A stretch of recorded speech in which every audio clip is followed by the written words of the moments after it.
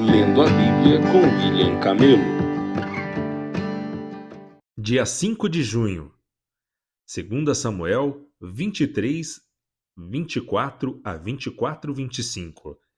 Esael, irmão de Joabe, Elana, filho de Dodó, de Belém, Sama, de Arode, Élica, de Arode, Elex, de Pelom, Ira, filho de Iques, de Tecoa, Abiezer, de Anatote, Zibecai, de Uzate, Zalmon, de Aoi, Marai, de Netofate, Elede, filho de Baana, de Netofate, Itai, filho de Ribai, de Gibeá, na terra de Benjamim, Benaia, de Biratom, Urai, de Nalgás, Abi-Albon, de Arbate, Arsmavete, de Baurim, Eliaba, de Zaalbon, os filhos de Jacém,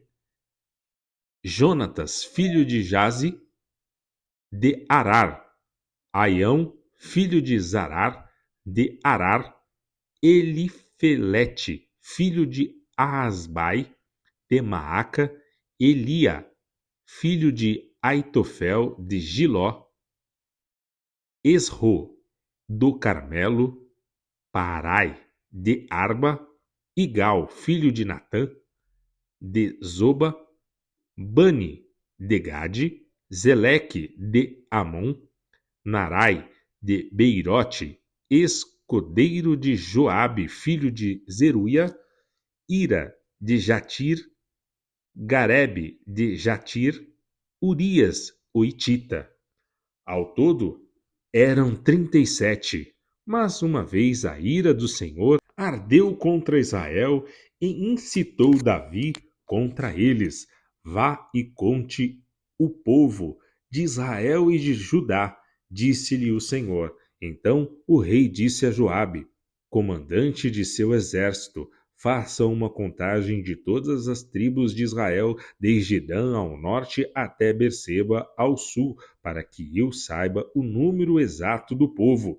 Joabe, porém, respondeu ao rei que o Senhor, seu Deus, dê ao rei vida longa para ver a população 100 vezes mais numerosa do que é hoje. Mas por que, meu senhor, o rei deseja fazer essa contagem? Apesar da objeção de Joabe, o rei insistiu que fizessem o censo. Então Joabe e os comandantes do exército saíram para contar ao povo de Israel. Primeiro atravessaram o Jordão e acamparam em Aroer, ao sul da cidade, no meio do vale de Gade. Em seguida foram a Jazer, depois a Gileade, na terra de Tadim-Odis, e a Dajá, e deram a volta para Sidom. Então chegaram à fortaleza de Tiro e a todas as cidades dos heveus e dos cananeus. Por fim, dirigiram-se ao sul de Judá até Berseba. Tendo percorrido toda a terra em 9 meses e 20 dias, voltaram para Jerusalém. Joabe informou ao rei o total da contagem. Havia em Israel 800.000 homens aptos para irem à guerra, que sabiam manejar a espada, e em Judá havia 500.000. Depois que Davi fez o censo, sua consciência começou a incomodá-lo. Ele disse ao Senhor: pequei grandemente ao fazer essa contagem. Perdoe meu pecado, ó Senhor, pois cometi uma insensatez. Na manhã seguinte, a palavra do Senhor veio ao profeta Gade, vidente de Davi. Esta foi a mensagem: vai e diga a Davi que assim diz o Senhor: darei a você 3 opções. Escolha um destes castigos e eu o aplicarei a você. Gade foi a Davi e lhe perguntou: qual dessas opções você escolhe? 3 anos de fome por toda a terra, 3 meses fugindo de seus inimigos, ou 3 dias de praga intensa por toda a terra? Pense bem e decida o que devo responder àquele que me enviou. Não tenho para onde correr nesta situação, respondeu Davi a Gade. mas é melhor cair nas mãos do Senhor, pois sua misericórdia é grande, que eu não caia nas mãos de homens. Então, naquela manhã, o Senhor enviou sobre Israel uma praga que durou o tempo determinado. Morreram 70.000 pessoas em todo Israel, desde Dan ao norte até Berseba ao sul. Mas, quando o anjo estava pronto para destruir Jerusalém, o Senhor teve compaixão e disse ao anjo da morte: Pare, já basta. Naquele momento, o anjo do Senhor estava perto da eira de Araúna, o Jebuseu.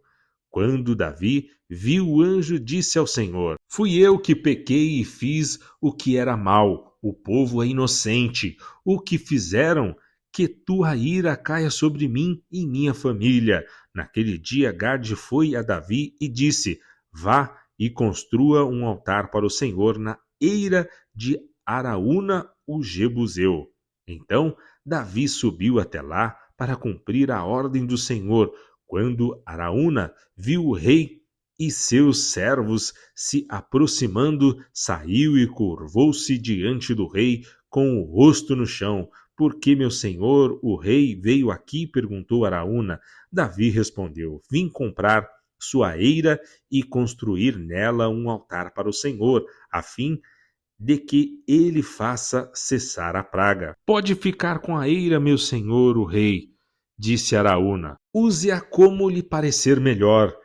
Aqui estão os bois para o holocausto, e o Senhor pode usar as tábuas de trilhar e as cangas dos bois como lenha para o fogo do altar. Eu lhe darei tudo, ó rei, e que o Senhor, seu Deus, aceite seu sacrifício.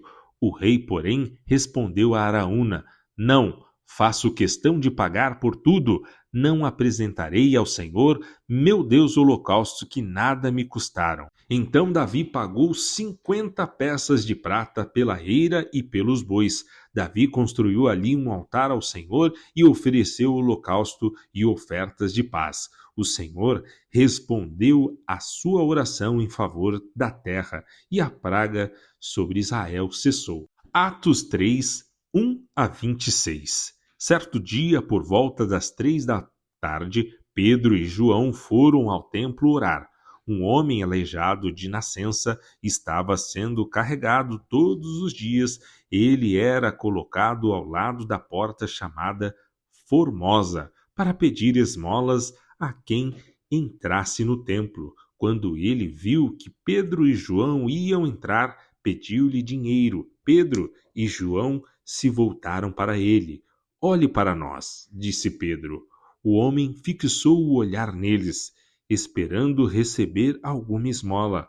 Pedro, no entanto, disse: Não tenho prata nem ouro, mas lhe dou o que tenho. Em nome de Jesus Cristo, o Nazareno, levante-se e ande. Então Pedro segurou o aleijado pela mão e o ajudou a levantar-se. No mesmo instante, os pés e os tornozelos do homem foram curados e fortalecidos. De um salto, ele se levantou e começou a andar. Em seguida, caminhando, saltando e louvando a Deus, entrou no templo com eles. Quando o viram caminhar e o ouviram louvar a Deus, todos perceberam que era o mesmo mendigo que tantas vezes tinham visto na porta Formosa e ficaram perplexos. Admirados, correram todos para o pórtico de Salomão, onde o homem permanecia com Pedro e João e não se afastava deles. Pedro, percebendo o que ocorria, dirigiu-se à multidão. Povo de Israel, por que ficam surpresos com isso? Disse ele: porque olham para nós como se tivéssemos feito este homem andar por nosso próprio poder ou devoção, pois foi o Deus de Abraão, de Isaque e Jacó, o Deus de nossos antepassados, quem glorificou seu servo Jesus, a quem vocês traíram e rejeitaram diante de Pilatos. Apesar dele ter decidido soltá-lo, vocês rejeitaram o santo e justo e em seu lugar exigiram que um assassino fosse liberto. mataram o autor da vida, mas Deus o ressuscitou dos mortos, e nós somos testemunha deste fato.